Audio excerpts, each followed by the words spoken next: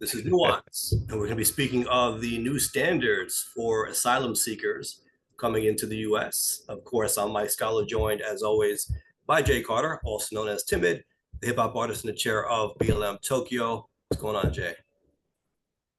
Just waking up with Houdini in my head. It's been Mm. kind of stuck in my head for the last couple days. Yeah, you know what? I gotta say, I like it more with the video. But when you just play the song, I think it goes down a few notches. I think the video really brings out the The music. video is quite creative. I have to, yeah, it's really dope.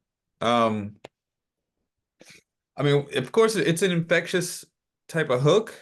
Because because it does sample like an older song.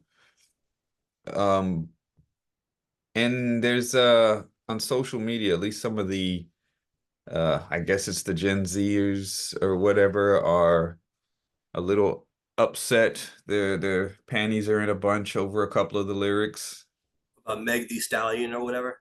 The Meg the Stallion lyric, the transgender cat, um, I want to talk about this. Not R. Kelly, Yeah, but the black guy he's been making peas. that joke for 20 years.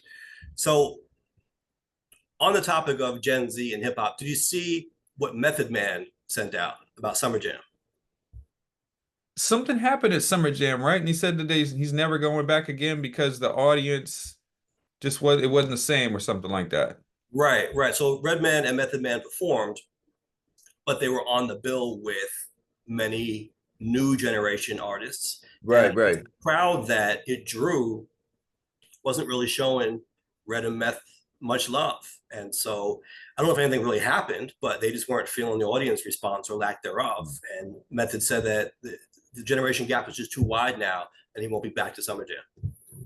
I saw something about it. I didn't see complete details. I did see that Rosenberg had posted something saying to clear things up. But I didn't see the full thing. It was Yeah. scrolling by on my Twitter feed. Well, it led to a conversation about generations in hip hop as compared to other forms of music, right? Like if you have an OG of, I don't know, country or some other genre, and they're at a festival or a big performance like that with new artists, the crowd tends to give their elders love. But it seemed like with these hip hop acts, they only wanted to hear Meg the Stallion or whoever else, right, was on there, and didn't want to show any kind of respect to Red and Beth. So many people were disheartened by that, and they were asking, what could we do as hip hop, right, as a culture? How could we ensure that our elders get the respect and the love they deserve? Yeah, it's it kind of ties into just the running narrative that hip hop is a young man's game, right? And so a lot of people, a lot of the fans, and even some of those artists think that, oh, well, if you're of a certain age, you can't rhyme no more, which is very untrue because people like, Method Man and Redman, Chuck D's still out here, KRS is still out here, Ed OG, like cats Yeah, are still doing their thing. right. And we just talked about M, by the way. He's 50 plus, and Yeah, M's 50 by the plus. He way, just anyone who says no one listens to him, I mean, what is he up like 50 million views in a day or 2 days? something like, and he's like, it shot directly like the second on Spotify. Um, so Nas it also dropping new albums, 50 plus Nas, Grammys out here. yeah. So I think, I mean, that took a question. I wonder if it were Nas, would they pay a little bit more respect, you I don't think? think so. I would put Nas in that same category. I think that particular crowd didn't know it. Maybe they're too young for it. They only listen to current artists. And, I don't know if they were being disrespectful per se. I don't know if they were booing or anything like that, but I think Right, they're kind of sitting on their hands like, when is, such and such going to come out? right. Yeah, I mean, the ticket is I don't know, maybe throwaway type or trend type of music where they're only listening to what's now Mm-hmm. instead of what's before. Because I think that happens a lot. That happens quite often. Like in the 90s era, people who grew up then, they also grew up listening to the previous generation's music. Mm-hmm. some Motown Right. and you know, P-Funk and stuff like that. Part of it because it was Yeah. their parents, but also it was sampled into hip hop and mixed with it, and those artists gave reverence to them. I don't know if you see that these days with these young artists, like paying homage to the people that came Right. before, Well, or one of the distinctions I think is that the sound is so different. I mean, you listen to how these new artists are performing, they're not really spitting bars. They're not really right, doing what Meth and Red are doing. It's almost like a right. different genre entirely. Yeah, yeah. And that was what I was one of the points I was kind of making or alluding to a little bit of when we talked last week about the battle between Kendrick and Drake is because it had to come down to bars. They had to start Right. rhyming. They Right. had to start saying something instead of just like trying to make a bop. You know what I mean? A Yeah. vibe. Like you got to say something because people are going to have to listen to lyrics because now this is what the context of the battle is. We want to hear what you have to say. Yeah. Whereas music that, you know, Meth and Red would have been making back in the day, or people who grew up in that era or on those types of artists, you know, we want to hear the jam, we want to hear the bop, but we also want to hear what you're saying. Whereas today it's just more like, oh, if it's a vibe, I'm riding to it. It doesn't really matter what it Yeah. says. And it isn't even only about the message of what you're saying. We want to hear how you're putting the words together, the craftsmanship, Right. right? How are you Yeah. constructing your rhymes and what kind of wordplay you're using, right? What kind of lyricism, what kind of poetic devices are in there?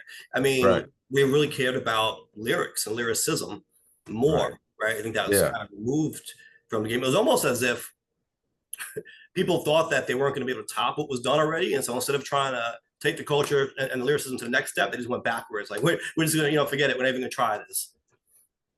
You know, it just changed. And I remember, you know, I think what we're seeing now, this generation or this branch probably started with Lil Wayne. Mm. Even though a lot of people still, you know, call him the GOAT. Well, one of them, this generation says he's the GOAT because he's the influence they're taking from. At least And he was after trying to that, rhyme. At I'm sorry? least he was trying to rhyme. Right. You know, like he does, yeah, he does put rhymes and metaphors and things Yeah. together, but people that are taking influence from him aren't thinking so much about that. I remember Waka Flocka Flame. Yeah. Waka Yeah. Flocka Flame. Yeah. When he came out and he was doing his stuff and he was big, I remember him saying something about you know, yeah, we don't care about lyrics no more. We don't care about any of that. Um, you know, what anybody doing all that rapping stuff or something like that, right? Um, That's something you would and say then if you don't know how to rap.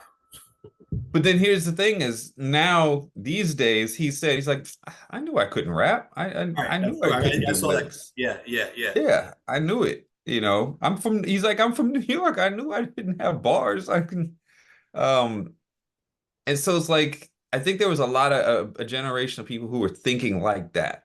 Like, I can't rap, so what? Or it Right. doesn't That's I matter. think you It's hit on about something can we right there vibe? because everyone wanted to be a rapper, but many people didn't know how to rap, right? And so, Right. but that didn't stop them from being rappers anyway. And so they're like, well, Well, if I can't put the words together, what else am I going to do? right. Well, plus it also made, you know, things were much more accessible, right? Anyone can make beats and music nowadays and record and put it out anytime Why if is they there want. no uh, gatekeeping? Quality control or Yeah, not to gatekeeping sound or elitist on it, but if you're a singer and you come out with whack, I mean, for sure there are bad singers who get by sometimes, but I think there's still some quality control in that where people will tell them that they're whack. right. Whereas with rappers, it just seems like you can get by with almost anything. Yeah, you know, and if it's a vibe, then you know it could get picked up, go viral, and then now you got a new artist with their own style. So Yeah, yeah. yeah, it's kind of crazy, you know. So that like I said, that was what There should be a foundation in there, and that's why I think we had a conversation on here once about how people in Europe and other parts of the world seem to appreciate that element of hip hop more. I think a lot of these new artists that are big in the U.S. will have a harder time in Europe or overseas, right? Because I think a lot of that audience still wants that foundation right. to be present. They, yeah, you can do different things and experiment and be musical. That's all good, but they want to know that you got bars, that you can rap. I mean, this is hip hop. I mean, they want to know that that element is present. Right. And it raises the question about longevity. Do you think any of these artists' songs will still be being played in 30 years, Yeah, except 40 for the fact years? that we look at someone like Method Man as having longevity, but he Right. performs at a show like this and they act like he's a non-factor, and so Right. it is a shame to see, right? Because you would expect someone like that to get love in any era of hip hop. Yeah, you would expect. Yeah. Um, I'll be honest, I'm a little guilty of this. Well, I was when I was younger, right? I really first got into hip hop in 90s, right? And at that time, I was really only listening to 90s hip hop. I knew that there was 80s hip hop, but I wasn't right. really bumping, Rakim or Run DMC even back in the day when I was first getting into it, right? I heard of Right. it, but that wasn't what I was into. I only got into it really later on once I got deeper into it and really kind of fell in love with it, right? But it kind of as a casual listener early on, I was only trying Right. to hear what was current. Yeah, yeah, sure. And and again, that's normal, I think. So as much as people who, like us who like really like that style of hip hop are, we have to also look at, the current generation and where their head is at, where they're coming from when they're Yeah, listening to yeah, music. yeah. Now I was kind of upset by this because I always wanted to perform at Summer Jam myself, and now I'm like, man, I might not even connect with that audience. But I remember when I used to go to Summer Jam, it was a lot bigger than it is now. Maybe this speaks to the fact that radio isn't as big as it once was. But they used to perform at the Meadowlands, right? Football arena, right? So you could Right. see a lot more people. This Summer Jam, I was kind of surprised to see it was at the UBS arena. So the indoor space, a much smaller venue than they used to do it at. Really? And yeah, and I mean, picture something about MSG size, maybe a little bigger. I think maybe a bit bigger than MSG, but not football stadium size, right? That's a big difference. Right. So it used to be a football stadium worth of fans going to Summer Jam, and then they had the parking lot festival where it was like a tailgate party before the main show started. They had artists performing on a stage in the parking lot, and oftentimes that's where you would see the more underground or maybe the legacy acts, right? You get people like Cormega on there and people who weren't gonna maybe sell out the football stadium, but hip hop heads were still there nonetheless, and they wanted to see them, and they performed outside, in the parking lot beforehand. And so it Right. just was a much bigger event than it used to be, and it really seemed to be, for all the flack that it got, it did seem to be an embodiment of hip hop culture because it represented so many different sides. You had your more commercial artists performing on the main stage, sure. But even on the main stage, maybe the openers might be someone a little less popular. And like I said, on the outside, you had a lot of other people performing. And so I don't think you get that anymore. It seemed to be mostly just the new artists performing at this indoor arena with Red and Meth thrown in and maybe someone else. I don't know if Rakim was there. I think they threw in one or two other older artists, but it wasn't certainly how it used to be, right? It seems like this is more a concert for newer artists than anything else. Yeah. And I wonder what if you said Rakim was there, like I wonder what the reaction to Rakim was, because he's got even less visibility than Method Man and Redman to this new generation. Right. Because don't forget, Method Man and Redman are really like celebrities aside from their music, right? They're on Right, TV shows, they're in movies and that kind of stuff, commercials. right, right. Whereas Yeah. Rakim, like he's like a rapper's rapper, Right. you Right. know. I don't think I think someone could correct me if I'm wrong. I think I saw his name on a flyer. I'm not sure what he did. I can only imagine they probably put him on first when the crowd was still coming in. You know what I mean? That was just sad, right? right, That's kind of what he would be in that space. right. So Yeah. Um, yeah, I think the younger heads don't go and seek out some of the older music, right. that people are like, oh, this is the classic stuff. You should listen to this. Or Yeah, and yeah, it's interesting because I'm sure there's a lot that they would like as well. I've seen several YouTube channels with younger generation people, Gen Z and whatnot, doing the reaction channels, and they're listening to the golden era hip hop, and they're just like, oh my God, like, it just seems like hip hop was so much more fun back then, or better Yeah, back this, yeah, and that's a lot of the reaction they get. And I've always thought about doing a YouTube reaction channel where I would react to some of the newer hip hop because there's that disconnect right, between right. the generations, which really shouldn't be Yeah, because we should have a supportive culture of both and just get because to be honest, I may criticize the newer hip hop, but I don't listen to. yeah. We should do it. I mean, I'll do some with you. Just do some reaction videos. Yeah, yeah.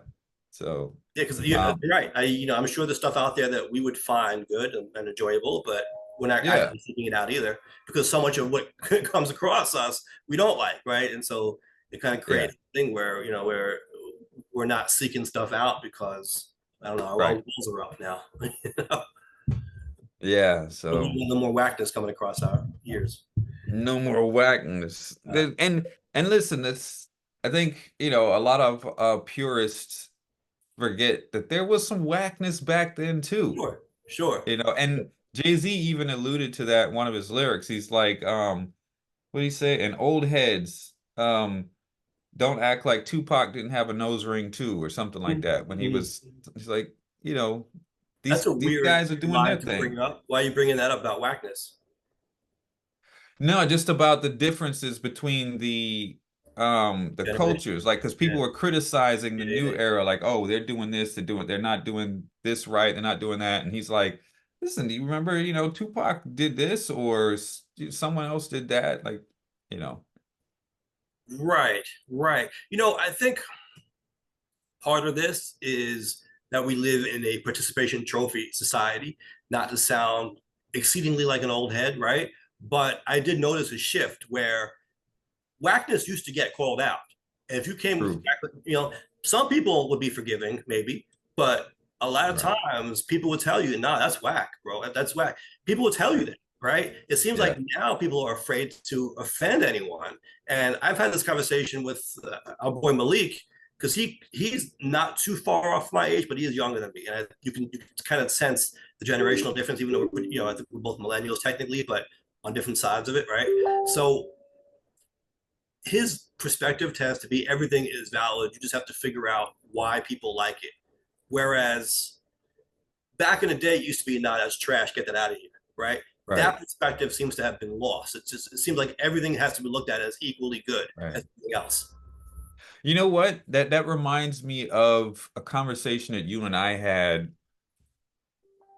when I was living in New York. Uh, And my neighbor, the girl that lived across the hall, we were talking about music. We were talking about hip hop. And she was talking about some of the current stuff at the time that we were like, that's just whack, it's not. And she said that she loves it because it speaks to her. And you were like, that's an interesting, because we had the conversation after you're like, that's kind of an interesting thing. Like it speaks to her. Like it's not something that we considered before, like because to us, it's yeah. like, yeah, it definitely doesn't But also, speak. I'll be honest, I had this conversation with Malik also. He tells me if there are people he likes and respects and they like music that he doesn't like, and maybe he thought it was trash or whatever at first, but if he sees other people liking it, especially if he respects them, he's like, all right, well, maybe there's some value in that. Now I have to look at the music in a different light. See, for me, I would be more likely to look at the person in a different light. I'd be like, I like them. I have a lot of respect for them, but this is what they listen to. Oh, maybe I should rethink my liking them. Yeah.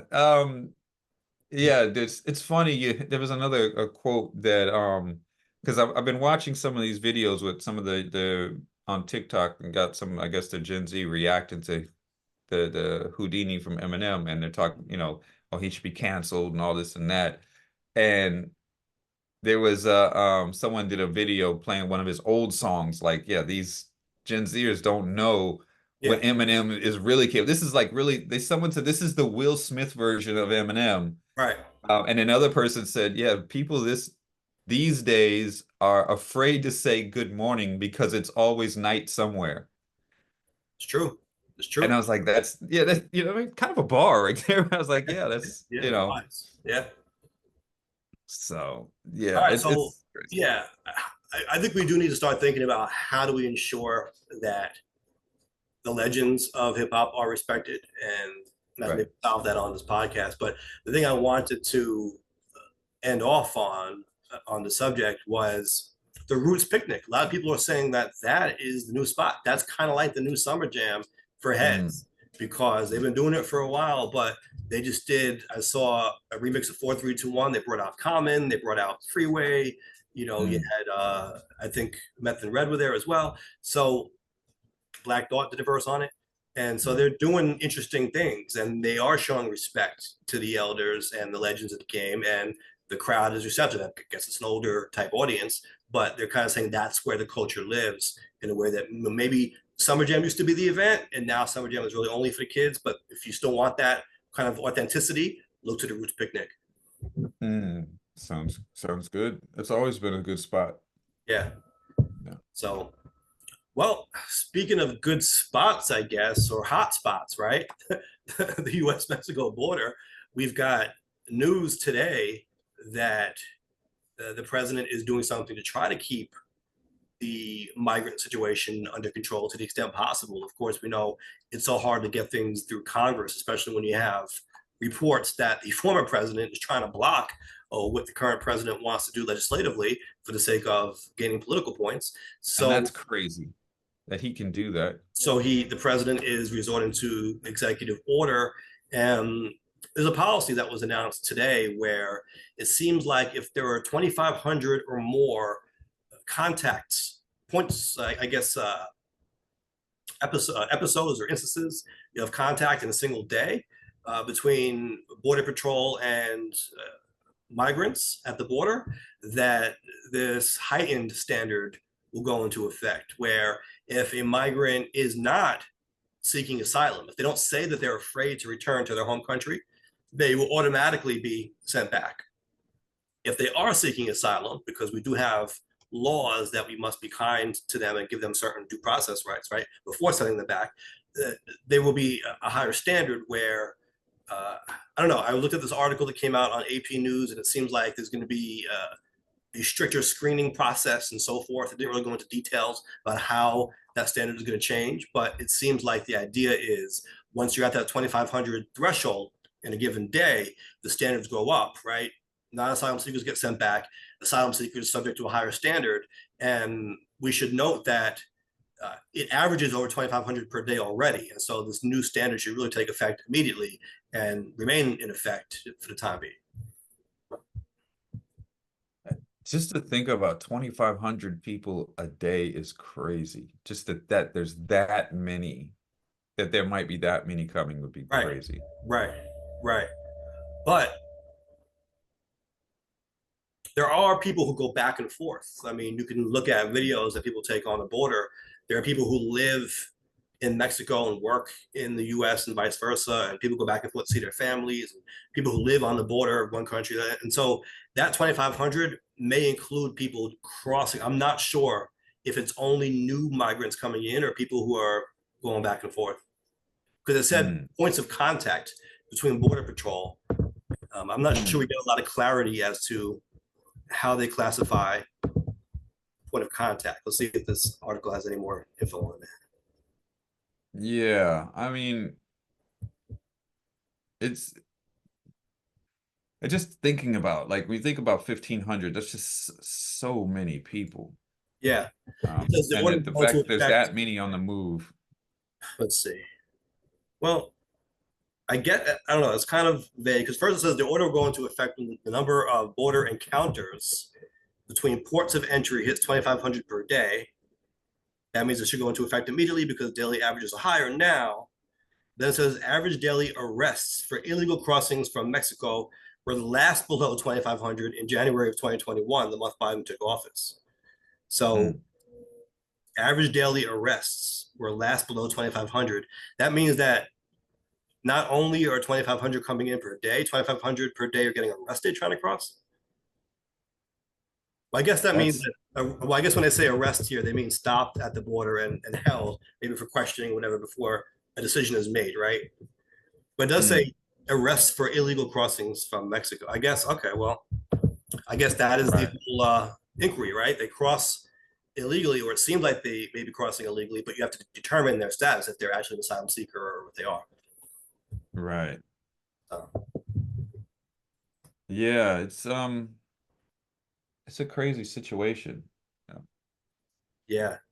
yeah, you're right. Though, think about it, 2,500 a day. The numbers is just it's kind of difficult to even imagine that many per day are trying to basically come in or Right. flee or in need. Right. It's And again, just even if these people aren't coming back and forth routinely, I would only right, imagine if they're arrested and sent back, maybe the same people try again later. right. So, but I mean, obviously something has to be done, something has to be tried. So Yeah. yeah, Yeah. And we had talked about this idea that previously you had to show that you were denied asylum in Mexico if you were crossing into Mexico from the south, right? So if you crossed into Mexico and then into the US, you had to show that Mexico denied you asylum before applying for asylum in the US. And that hasn't been the case mm, anymore. And so that's part, I think, of the reason why you have that spike, mm, because they can kind of skip over Mexico now. yeah. So I just, when I think about it, it's just such a difficult thing to think about. Like for people coming here that are not from Mexico, they Mhm. have to walk or cross a full Yeah, country, sure. and in some cases more than one to try to get to the border. I mean, you just have to kind of think about either the way that they feel, the desperation, what they're leaving, why. It's kind of a heavy thought. Yeah, yeah, definitely. Think Mm. about what would motivate someone to do all that, to put themselves through that, knowing it's dangerous too. I mean, people die on that Oh journey. yeah, Yeah, yeah. So yeah. It's so it's it shows you right that there are subpar conditions in this world. We complain about what happens in the U.S., but it's got to be right, even worse. And now, granted, people don't know what they're in for when they get to the U.S., so there's that too. right. But But at least we don't have 2,500 people a day trying to make a run for the border from our country. right. Unless you listen to the MAGA people who think they're gonna leave the country if Trump was loses or convicted. Well, people say that every 4 years, and then never happens. Right, right. Um, do you want to talk about this? Is there anything more to say on the asylum issue? Should we get right into the? Let's get right into it. Yeah, so we do have to talk about the conviction. Woo! I know Andre, wherever he is doing a little dance, Shout out to Andre. as This is a is Jay virtual here. high five for Andre. So, of course, the first time in U.S. history, a former president, is a convicted felon. Obviously, historic in that regard alone. The big question people ask is, will any jail time, any prison time attach here, right? We know Right. sentencing is going to be July 11th, and the judge comes up with that sentence.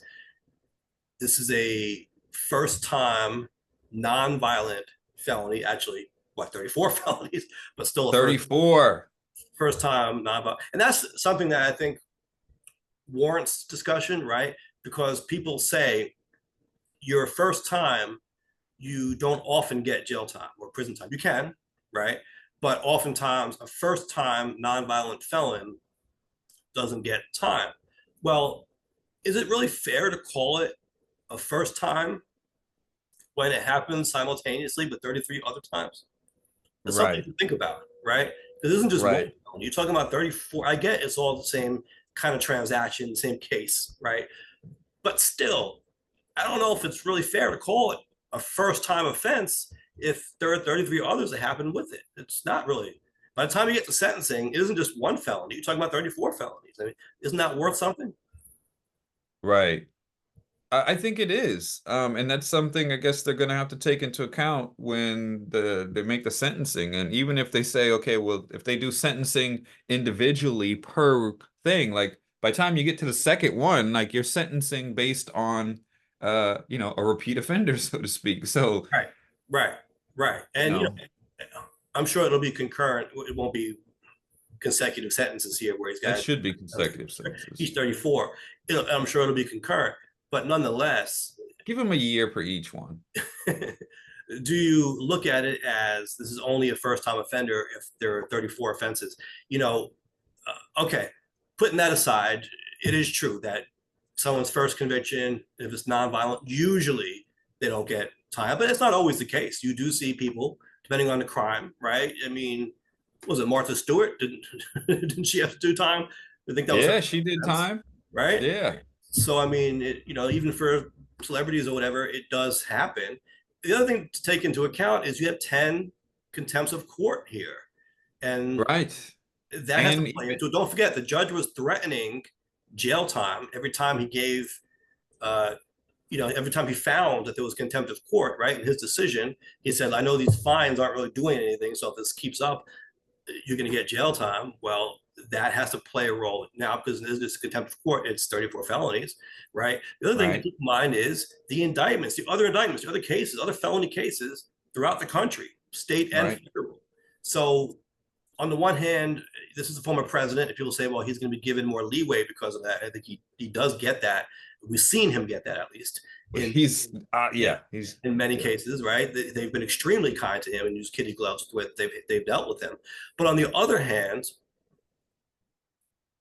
this is someone who, again, was held in contempt of court 10 times, who has other indictments throughout the country. I mean, if this wasn't the president, and wait, and let's add on that before you finish that. And he may have already violated the gag order right? this past Friday when he was mentioning two witnesses in the case when he was giving an address. So he may have already violated something even after being found And guilty. he's attacking the judge.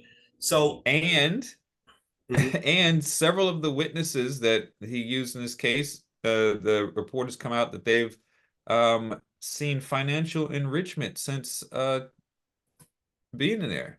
Significant What? financial benefits from his business and campaign. Oh, his campaign certainly, yeah, right. But is that Nine witnesses uh, have received significant financial benefits. This is a ProPublica report, including large wages from his campaign, severance packages, new jobs, and a from his grant of campaign? shares and cash from Trump Media's company. 9 of the defense's witnesses, you're saying? Yeah, Okay, well, that's something to look at as well. So yeah. the thing is this: if he wasn't a former president, right? If he was just an ordinary citizen, would he receive time for this? It's hard to say definitively, right? But He definitely would.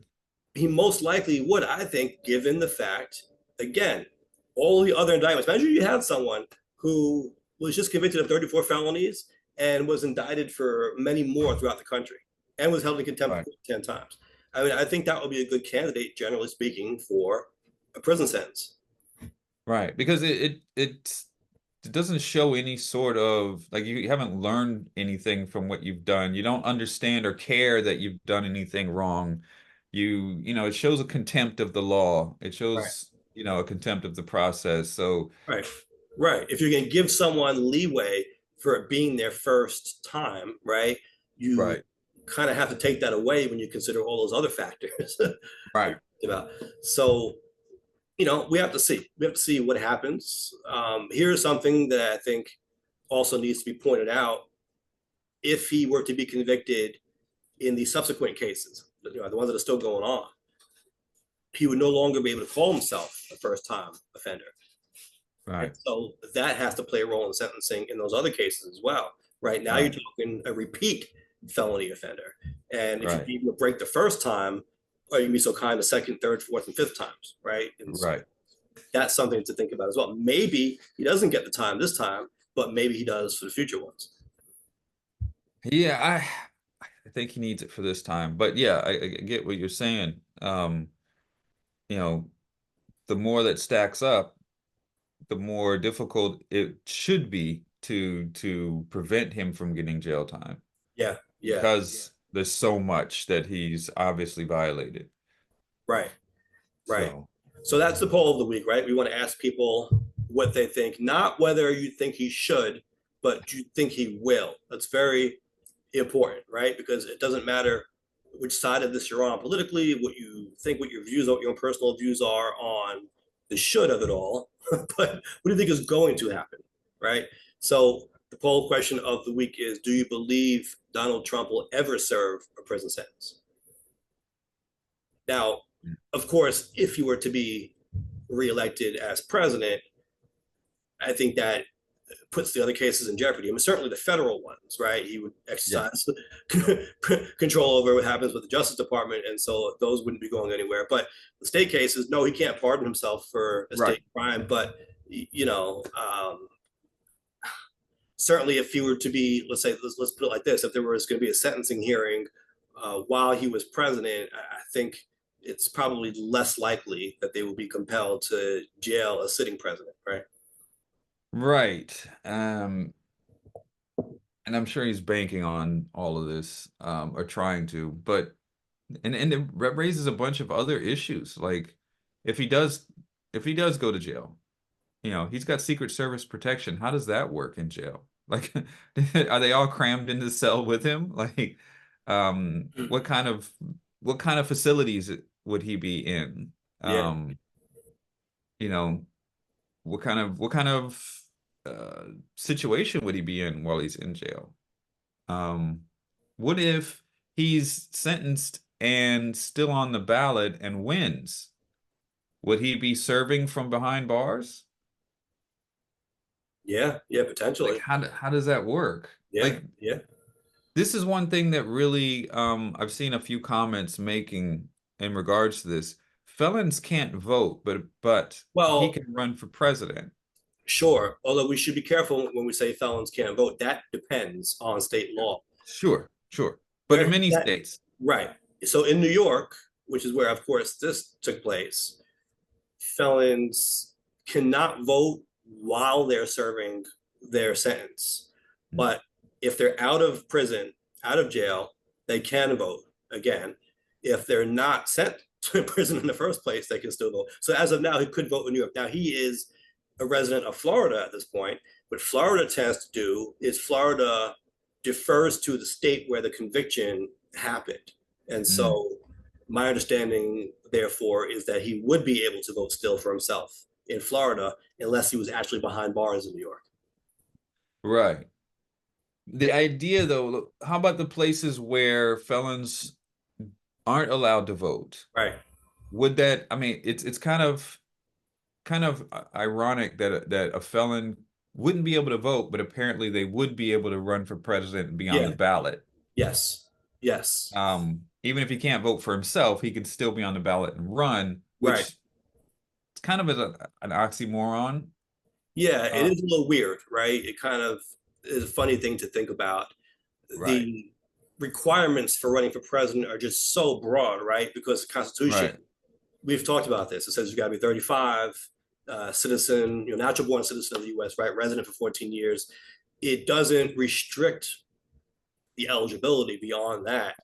Now, that is usually interpreted to mean that there are no other requirements. I think it could be right, argued that that is a floor, not a ceiling, in a sense, right? That sure, those right, requirements are there, but the Constitution also doesn't say there can never be any other requirements. So, right, you know, but I think generally the understanding, right? I think constitutional scholars generally have this consensus that these are the requirements set by the Constitution, and there could be no others absent a constitutional amendment. right. So it's just yeah, it's kind of a quandary, so to speak. Right. And we should say throughout history, there have been candidates who have run for president and gotten votes, even picked up, delegates and what have you, from behind bars. That has happened. Eugene Debs is a very famous example of that, right? The Socialist Party, I believe it was. He was a kind of a perennial candidate every 4 years for some time, and he was getting up to 1 million votes sometimes. One of the times he was behind bars and still getting that many votes, right? But it didn't stop him from being on a ballot and running. So Mm. it has happened. No one has won the presidency from behind bars, but people have run before. Yeah, it would be a very disheartening day if he did win. I mean, as a convicted felon, as behind bars. You also have to think about what it does to the US's perception on the world stage. Yeah, What yeah, other countries think of all this? absolutely, absolutely. Um, you know, there's certain things that we can't point our finger and wag, and call out countries anymore if we're doing this. Right. This We looks like the behavior of a third world country. that or the behavior that we cite of third world countries, right? We point to this type of stuff and say, well, see, this is why we need to bring our freedom and democracy there because look what they're doing. This is clearly corruption. You've got a felon who's running for president of their country, Right. And or some people, I mean, especially on a political right in the US, they look at it like the US is corrupt because right, you're jailing political candidates, and that's something that they do in third world countries. right, yeah. Um, yeah, there's a lot of cognitive dissonance going on the on the right in regards to that. Yeah. And, listen, we need to be clear. This was a, a duly uh, convicted defendant, right?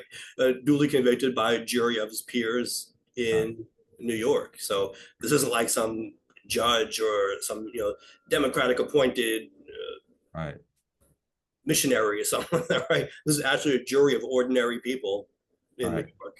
Which was made up of a mix of, you know, Republicans, Democrats, all types of people, Right.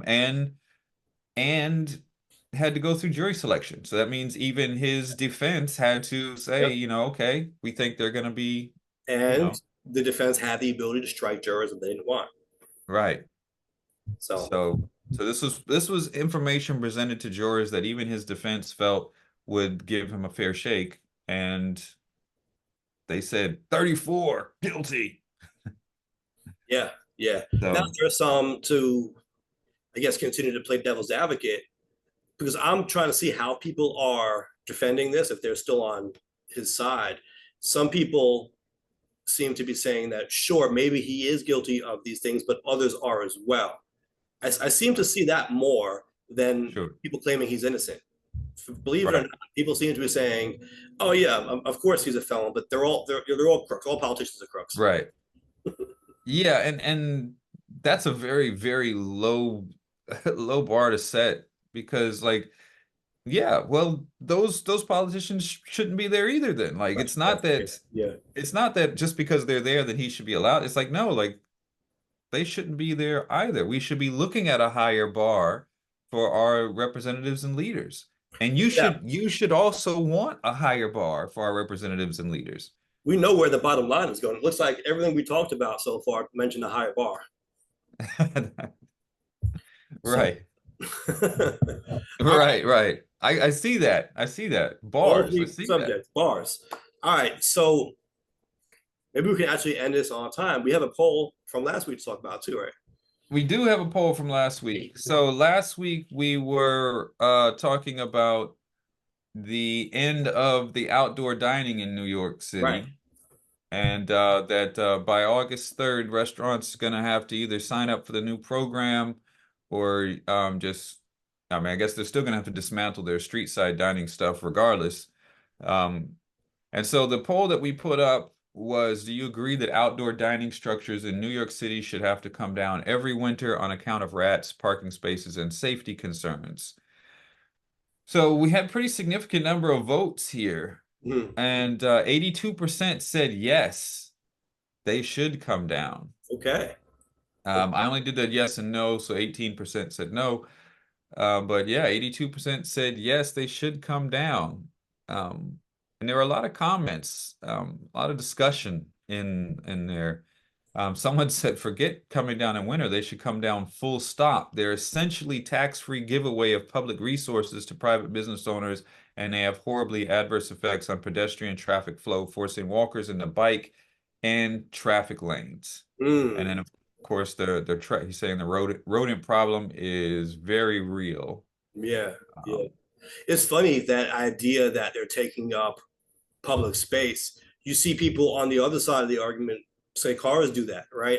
I see people say, why should we allow people to store their private property on public streets? In other words, they shouldn't be able to park on the street. And so it just depends on Mm, your perspective and I guess right. how you live your life and right and the city, the world that you envision for yourself. But there are people who want those structures there because they get in the way of cars, and there are some who say they even get in the way of pedestrians, right? Like this guy Right. or lady said. So Right. And yeah, I mean, that was one of the points that we brought up last week, talking about how they're essentially getting free resources for their free public resources for their business. They've expanded basically their dining area, and they're not, being right. charged anything And extra. we mentioned during COVID that was Right. very necessary. We had to do all Yes. we could to keep businesses open, especially on mom and pop businesses, right? The lifeblood of our Right. economy. But now, as we move to a post-pandemic world, we start, we got to deal with these tough questions, right? I mean, in some ways, it's a new normal. The world has changed permanently in some ways, but in others, I think we want to get back to the way things were, and so we have to figure out where to draw those lines and find that balance. Right. Yeah. Someone mentioned, he's like, the safety issue is a big one. Some of them aren't really constructed very well. Plus, they were placed, many of them were placed on the roadside of the bike lane, which means that you have to walk through walkers on the sidewalk to go, like if you're going into the restaurant, you're Mm. dodging bikers. Also, it's right in the streets, saying that there's times they'd sit there and realize that cars might be a little bit too close when they're driving by, and it was kind of a safety concern. And saying that, what, they were great and they were needed when the pandemic was raging, but that time has passed. Right, right. And So maybe the compromise has been reached, one that we cited last week about, well, right, it's still going to be legal, right? Because don't forget, pre-pandemic, it was very hard to get a structure like that approved because there were zoning issues. Like we said, you're taking up public space. There's a lot of stuff that goes into that. But since the pandemic happened, obviously, very easy to do. I think 12,000 businesses, we said, took advantage right. of it.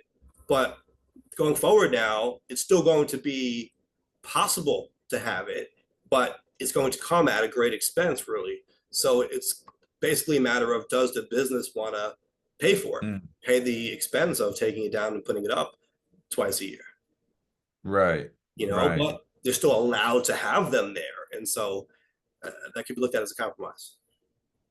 Yeah, so yeah, there was a good conversation took place in this comments, and apparently some other locations, other cities Yeah.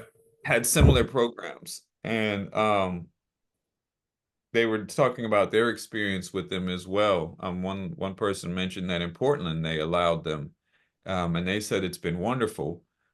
And they took the side that in a few cases they closed down streets to cars 100%, just to pedestrians and bikes, and made things more walkable, which was great for business and for, I guess, for people walking through neighborhoods and whatnot. So I think they were on the side of that it's a good thing to have them there, but you can't shut down a bunch of streets in New York to cars. There's just Oh too many no. more people than in Portland. Watch them. As they say, hold my beer. There's just too many more. There's just too much more traffic in New York than in Portland Mhm. to just start cannibalizing full streets for walking Come, only. And I understand being a walking city would be yeah. great, and but there's just so much more traffic there. Come to New York, Jay. I'll take you to places. Actually, Google New York City Open Streets program. You'll see it. It's happening. Yeah, there was. Wait, we did talk about someone. They were some street they were taking over Oh for. yeah. We were talking about that. Look at 34th Avenue in Jackson Heights, Queens. Not even Yeah. Manhattan. Right? You picture this happening maybe in Midtown Manhattan or something where it's impossible to drive anyway. This is happening in Queens. This is happening all over the place, right? So Yeah, it is an issue when it blocks egress, as they call it, right? When emergency vehicles can't even get through, when senior citizens can't even get to the bus stop or get to their cars, to be driven somewhere or whatever. There are considerations to make here. It just can't be, we're going to take over all the roads just for pedestrians and bicyclists. Yeah.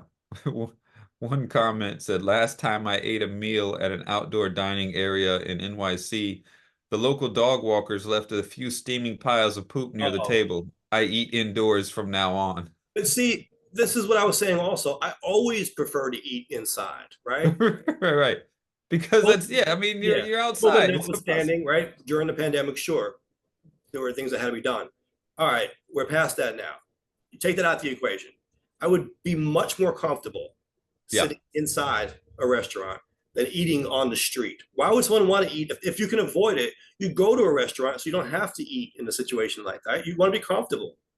Yeah, yeah, no, I listen, I'm with you. Especially not sitting in the road where the car exhaust fumes, Like, really? um, and the noise and the potential for being hit by a car while I'm trying to enjoy Yeah, my pasta, yeah, yeah. you know. So, I think, did I yeah. tell you once when I was in law school and I was interning for the teachers union, the other legal interns would love to go to Chipotle for lunch, take it to Battery Park, where you can see the Statue of Liberty, right, across the Hmm. water, and sit on a park bench eating their messy burrito. And don't forget, they're wearing suits now, eating it. Right. And I'm thinking, this is the least comfortable way to spend my lunch break. I would so much rather be sitting at a table where I can eat it comfortably and have my drink, right? And that thing is messy. You might need to use a fork and a knife sometimes or whatever, but you're not getting it all over your suit. And it's just so much more comfortable and convenient. I don't want to be sitting outside. And by the way, you're sitting outside in the summer and you've got, if you try to say drink a soda or something like that, or iced tea or lemonade, now you got bees swarming around you also while this is happening. It's just not relaxing. It's not fun, right? It's not convenient. It's an unpleasant experience. I don't know why anyone would want to subject themselves to that. This Well, wind blowing. Now you're by the water too, right? You got wind blowing, so the napkin is falling out of your hands. You're running down trying to get the napkin. You know what I mean? Like, this is just not a good look. Why not be inside at a table and enjoy your meal? to be fair, I mean, I get that, and that is a pain in the butt. But to be fair, um, I used to eat outside. Now, if it's something like a burrito, which is it's self-contained, Not a Chipotle burrito. It's yeah. I know there it are can be. that Yeah, people that's do true. with the foil rolled back. It's still, you know what I I mean? used to do that though. I used to There's go, stuff, and now you buy it. It goes everywhere. yeah, there's a plaza out front of the train station nearby where I used to work, and I would go out there sometimes, especially in the warmer months, and get out there, get some sun, and have my lunch, and that was always good. You But see, if but it now, wasn't on the road. I'm not worried. right, I'm not dodging right, cars, and there weren't bees, and yeah, yeah. yeah. You can But do both. that does happen. I know time is a consideration, but ideally, you could eat inside and then go for Right. a walk outside. Why do you have to eat True. outside? Yeah, no, sure, sure. No, I think it does. It definitely happens. The whole, even if you're at a table, you don't even have to be sitting outside. If you're sitting at a table outside and it's regular outside dining, that wind coming through and you Right. got to make sure your napkins don't blow away Yeah. or your utensils or anything. Right. Right. Right. Even these fancy restaurants where they've got Right. the outside seating outside. I don't want to sit there when there's all like it's all windy. It's not it's not nice. Yeah, it can be very annoying. Yeah. So yeah.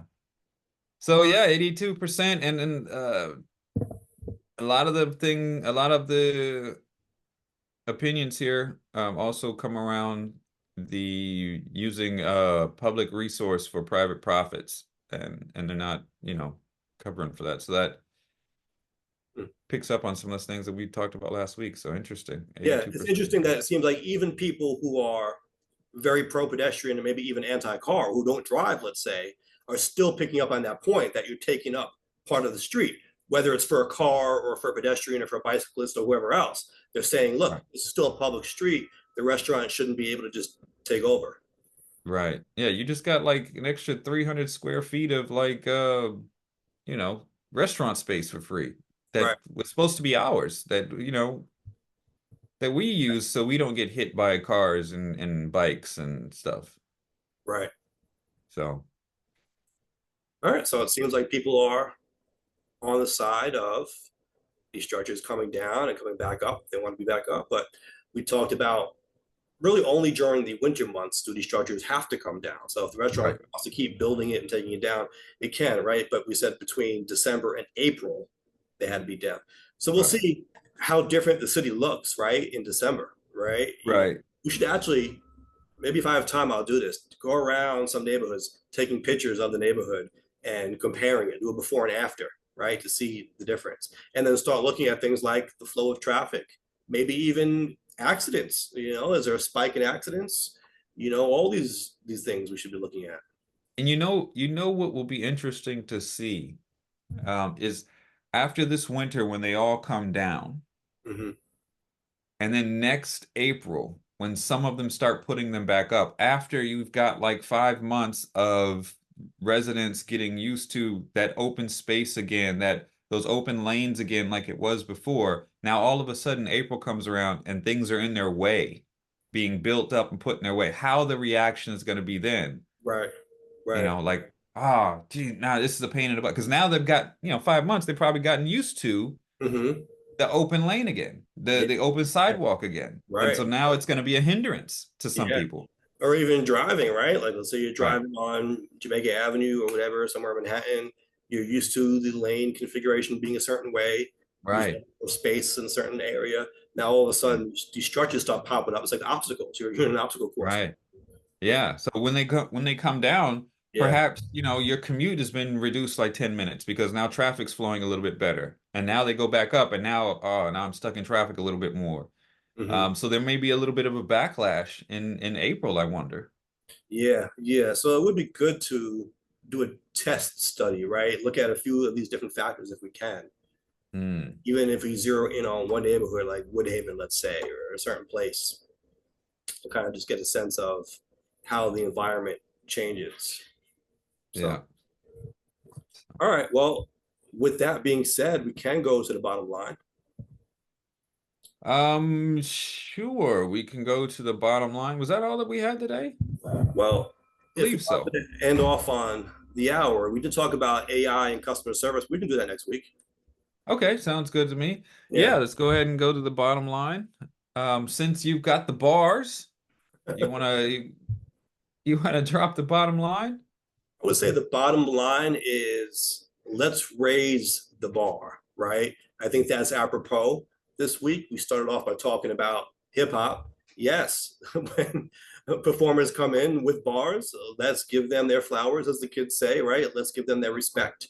Let's maintain that foundation in our music. Beyond that, right? We talked about asylum seekers, and we talked about quite literally, or I guess figuratively, but they're using the phrase raising the bar as well in that context. They're saying that once 2,500 points of contact happen in a given day, which we're already above that, the bar will be raised when it comes to migrants trying to come into the US. And I think that's needed at this moment as well, right? Finally, we talked about the bar being raised when it came to how we treat people, right? Defendants. No one's above the law, whether you're a former president, whoever you are, right? Everyone should be treated the same. And so let's raise the bar with how we're holding people to account, especially those with whom we entrust with taking care of the public, right? Being a public servant in some way. So I think that's a good theme all along. We can probably even apply that to our own daily personal lives, right? Let's raise the bar. Very well said. Very well said. Um, and yeah, I think we should, we should expect more, especially from our and from our politicians and leaders and whatnot. So Yeah. with that being said, you can I was gonna try to figure a way to say raise the bar on how to connect with us, but just gonna let it fly. Visit us on YouTube at Nuance Show, Instagram, also wherever podcasts are available. Get the show pushed directly to your device.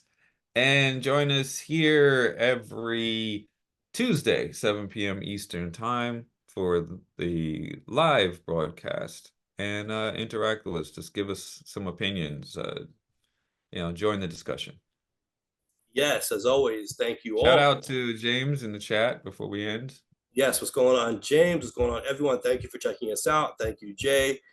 We'll catch you next time. As always, we've got work to do. Have a good night.